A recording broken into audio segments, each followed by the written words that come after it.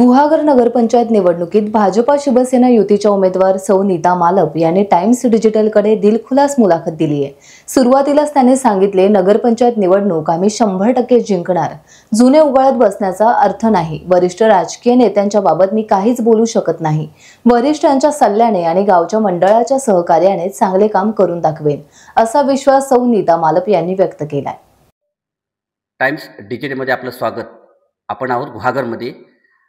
गुहागर नगरपंचायतीच्या निवडणुकीचा धुळा उडाला आहे। सर्वच पक्ष ताकदीने आपला प्रचार करतायत आणि यातूनच आता आपल्यासोबत आहेत भाजप शिवसेना युतीच्या नगराध्यक्ष पदाच्या उमेदवार सौ नीता मालप। आणि आपण त्यांच्याकडून माहिती घेऊया की ते गुहागर शहरासाठी कशा प्रकारे विकास करणार आहेत, त्यांची योजना काय आहे आणि त्यानंतर ते गुहागर शहराला कशा पद्धतीने प्रगतीच्या पदावरती नेणार आहेत। मॅडम नमस्कार। नमस्कार। मला सांगा, तुम्ही नगराध्यक्षाच्या निवडणुकीला उभे आहात, तर तुमचं सर्वप्रथम तुमच्या डोक्यामध्ये काय प्लॅन आहे की जर तुम्ही उद्या नगराध्यक्ष पदाच्या खुर्चीवरती बसल्यानंतर गुहागर शहर विकासासाठी तुम्ही काय प्राधान्यानं विकास करणार? नमस्कार, माझं नाव नीता विकास मालप। मी भारतीय जनता पार्टी व शिवसेना युती यांच्यामधून नगराध्यक्ष पदासाठी उमेदवार म्हणून निवडली गेली आहे। जिंकून नगरपंचायत निवडणूक आम्ही तर जिंकणारच आहोत, हे 100% नक्कीच आहे।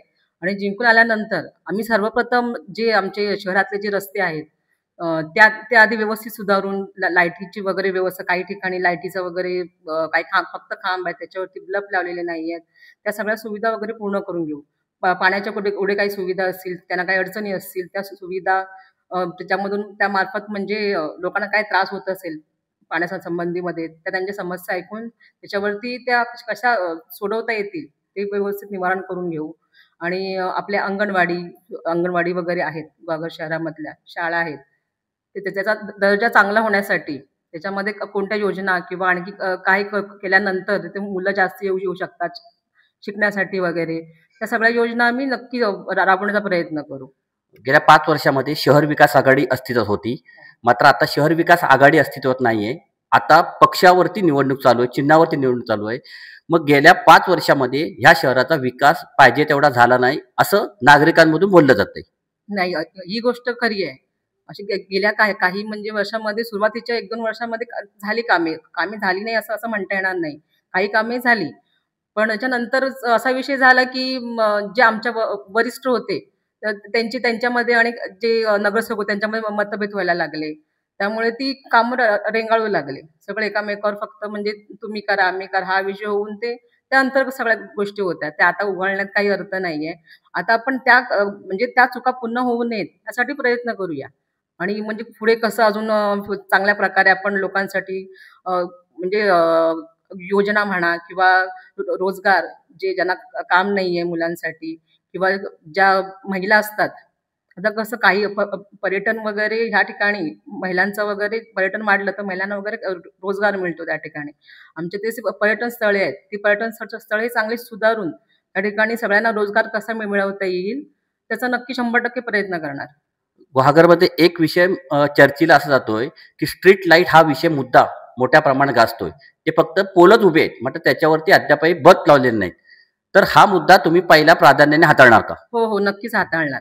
कारण की त्या विषयामध्ये नक्की काय झालं ते अजून मला पण नक्की काही माहिती नाही, कारण ह्या सगळ्या नगरपंचायतच्या अंतर्गत गोष्टी होत्या। आधी ते गेल्यानंतर आधी मी तोच मुद्दा हातामध्ये घेईन की म्हणजे त्यावेळी असं नेमकं काय घडलं होतं की फक्त ते खांब ठेवून लाईटी त्याच्यावरती अजून लावण्यात नाही आल्या आहेत, तो विचार आम्ही नक्कीच करू। ही नगरपंचायत स्थापन होऊन 10 वर्ष झालेली आहेत, पण ही परवाच्या भाषणामध्ये पालकमंत्री उदय सामंत असे म्हणले की ही नगरपंचायत मी आणली, पण विरोधकांचं असं म्हणणं आहे ही नगरपंचायत भास्कर जाधव नगरविकास मंत्री असताना त्यांनी आणली, तर नक्की ही नगरपंचायत आणली कोणी? कसं मला राजकारणातलं एवढं काही कळत नाही। आणि जे आपले जे पालकमंत्री आहे उदय सामंत, त्यांना मी आत्ताच जवळजवळ आता 1-2 वर्षापासूनच त्यांना ओळखायला लागले आणि राजकारण काय असं ह्या गोष्टी मला खरंच काही माहिती नाही, त्यामुळे दोघांमध्ये काय गोष्टी होत्या नाही होत्या ह्या विषयावर मी काहीच बोलू शकत नाही। दुसरा एक मुद्दा आता येतोय की जे समुद्रावरती स्टॉल होते ते हटवले गेले, पण त्या स्टॉल धारकांना अशी पर्यायी जागा की हक्काची जागा आता तिथे उपलब्ध नाहीये आणि जिथं आता ते स्टॉल लावले आहेत तिथे एक मुलांचं खेळाचं ग्राउंड आहे। त्याच्यामुळे असा एक प्रश्न निर्माण होतोय प्रत्येक ठिकाणावरून की उद्या समजा एखाद्या पर्यटकाला बॉल लागेल काय लागेल तर तुम्ही ते ग्राउंड तिथं अस्तित्वात ठेवणार, त्या पर्यायी खोकेधारकांना जागा तुम्ही उपलब्ध कायमस्वरूपी करून देणार का? हो, हो. नक्कीच प्रयत्न करू. म्हणजे त्यांचं सुद्धा ते रोजगाराचा जो विषय आहे तोही संपेल आणि मुलांसाठी खेळण्यासाठी जागा होईल. तर दोघांमधला जो म्हणजे कोणता चांगला पर्याय असेल तो निवडून आम्ही नक्कीच प्रयत्न करणार आहोत. आणि ह्याविषयी म्हणजे वरिष्ठ पातळीवर ज्यांना ह्या गोष्टीमध्ये जास्त काही कळतं, त्यांच्याकडून विचार त्यांच्यामध्ये त्यांचे विचार घेऊन पुढे काय करता येईल, कोणाशी बोलता येईल वगैरे त्या सगळ्या गोष्टी करून आम्ही नक्कीच प्रयत्न करू. आता तुमची शिवसेना आणि भाजप युती आहे. मला एक सांगा, की शेवटच्या अंतिम क्षणी तुम्हाला उमेदवारी जाहीर झाली. त्याआधी दोन्ही पक्षांनी उमेदवारी अर्ज भरले होते. मात्र काही तासापूर्वी त्यावेळेला तुमची उमेदवारी जाहीर झाली. त्यावेळेचा प्रसंग कसा होता, की जेव्हा तुम्हाला उमेदवारी जाहीर झाली तेव्हा तुम्हाला काय वाटलं? आधी तर मला खरंच विश्वास बसला नव्हता, की खरंच ह्या गोष्टी अशा घडल्यात म्हणून. कारण की आम्ही काय विचार केला होता, म्हणजे आपला इच्छा आहे हे दाखवणं काही चुकीचं नाहीये.